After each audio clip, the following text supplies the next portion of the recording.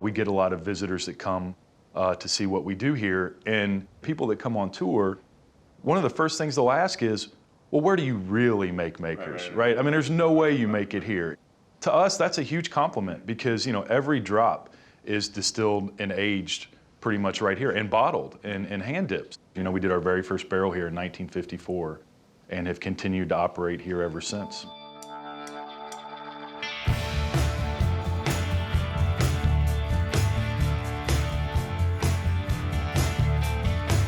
I think there's something about our passion for bourbon. People who like bourbon are just friendlier. They're more adventurous. They tend to love food. It just has that personality, if you will. And yeah, so there is this kind of like badge of honor that if you're a bourbon drinker, you know that the next bourbon drinker that you meet is you have this common ground,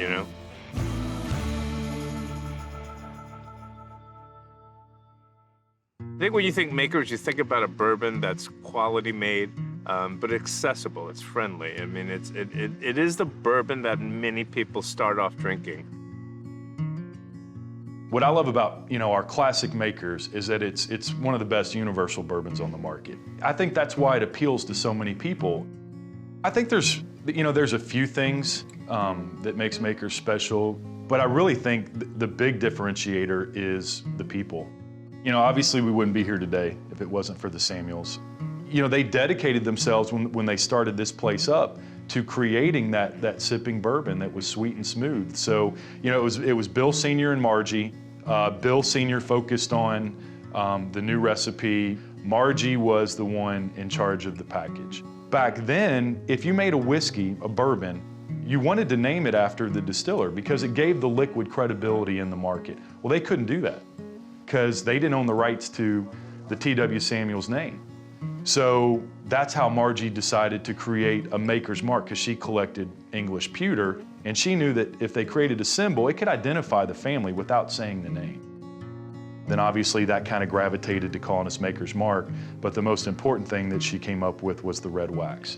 At the time she had identified that fine cognacs were dipped in wax to be shipped over, mainly so they didn't leak, and she actually wanted she liked the premium look of it, so she designed the first bottle in 1958 with the red wax, and it looks almost identical to the one today. Tell me, what is it about bourbon that brings people together? I just think it's a very, just a very social product. And I think a lot of it too is just, the history involved in this industry is fascinating as well. I mean, whether it's the Samuels, whether it's the Beams, it's pretty phenomenal. And it's, they're just genuinely interested.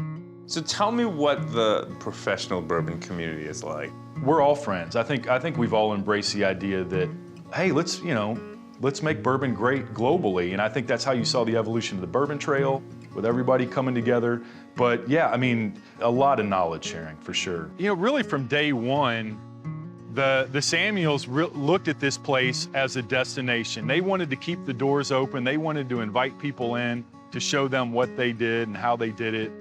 Here in Kentucky, bourbon is a lifestyle. It's a passion. You can see it in everything from the tour guides to the way they paint their buildings, to the landscaping around here. Like, they want you to leave Maker's Mark Distillery going, wow, I feel like part of the family now. This is Warehouse A, and one of the original warehouses for the distillery that was built on this site. This idea of community, of this bourbon company, that represents so much more than just bourbon, that they really, through this campus, this beautiful distillery, through chefs and restaurants, they create this community who all sort of have this shared love for bourbon and whiskey. Makers has never been a brand that we've pushed. It's always been a brand that people have asked about, and I think because that's how we started to grow and how we're rooted, it really kind of caught fire. And so, yeah, I mean, obviously we've got a pretty big presence in bars and restaurants, and I think a lot of it is because of the relationships we've built. And I think it starts from places like this Maker's Mark distillery where they start this culture, and then it kind of just bleeds out into the world, and there are people who get together over bourbon and have lifelong friendships. Whenever I am hanging out with bourbon people, the thing that it reminds me of is barbecue. That's also a community that's dedicated, it's loyal, they have their own sort of set of rules. There is this really beautiful convergence of ideas and community and love and passion. It makes for a culture, and the beautiful thing about it is it's very accepting and it's very easy. Like, oh, you want to join the barbecue culture? Like, get yourself a grill and start grilling. That's something that excites me as a chef, to see other people get excited about food. There are certain foods that go well with bourbon, and anything that comes off a smoker, or anything that comes off a grill is great with bourbon, because again, you're sharing that wood flavor, that char flavor. It's just a perfect marriage. Today we're talking about the bourbon community and just a community of chefs and people and bourbon people and all this talk about how we have such a shared community around food and drink and cooking. So I thought, what is more communal a dish than chicken wings? It's a really fun thing to sort of bring people together. And I love things like that because it's also, it's not too serious. I'm not gonna sit here and dissect the finer notes of a chicken wing. We're just gonna get in there and have fun. So today, I'm gonna make my version of chicken wings using makers. So we're doing chicken wings smoked for about 2 hours and then drizzled with a white barbecue sauce, or as some would call it, Alabama white sauce. So I'm gonna start with ginger. This dish, I'm using the Makers 46, which has a little bit more heft to it, a little bit more robust. And I think that's gonna cut through it's gonna add some really nice flavor to the chicken. So pour a good amount of that on there. We're basting it as it goes, so all that smoke flavor is gonna be on that chicken skin as well as the bourbon. So that first bite you take, hopefully it's gonna be really, really powerful. It's gonna give you a punch of bourbon, smoke, a little spice. In the meantime, we're gonna make our white barbecue sauce, or as they say, an Alabama white sauce. It's creamy, it's acidic, it's flavorful, and today I'm gonna spike it with a little bourbon to give it that extra love. All right, so this is 2 hours and change. We're gonna lift this smoker up, and wow, look at these guys. Now the hardest thing at this point is gonna be to resist the temptation to eat them right off the grill.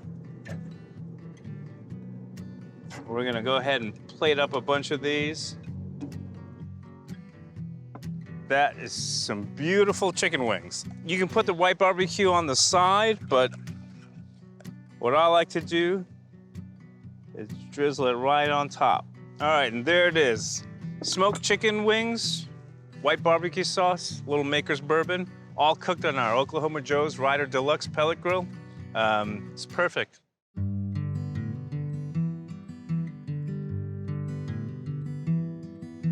It's something that you can't really explain, until you get here and you start talking to people and you start looking around and you see that they take this stuff very seriously. Whether you make bourbon, whether you help sell bourbon, whether you mix drinks, whether you use it in recipes, it all works together. And if one of those things are missing, it doesn't work, right? So it's important, especially times like now, that there's always going to be times where we need to lift each other up. The Lee Initiative is my nonprofit that we founded 3 years ago, and it's all about empowering people of diversity.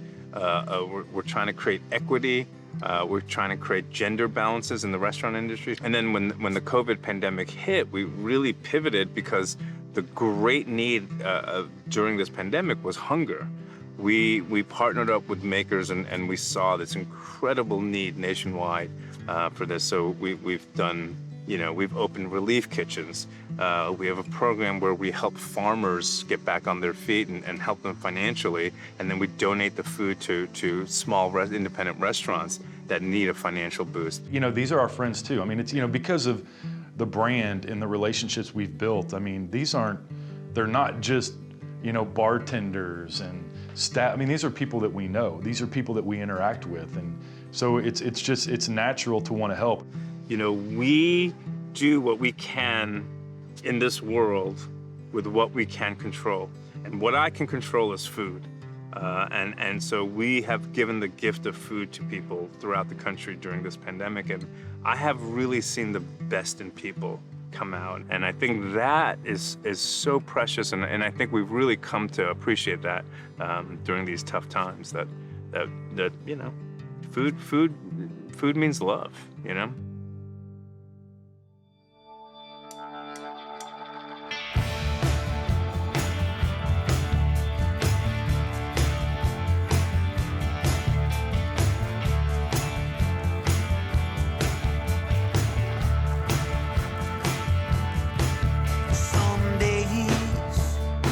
I just a circus and the freaks are late for work.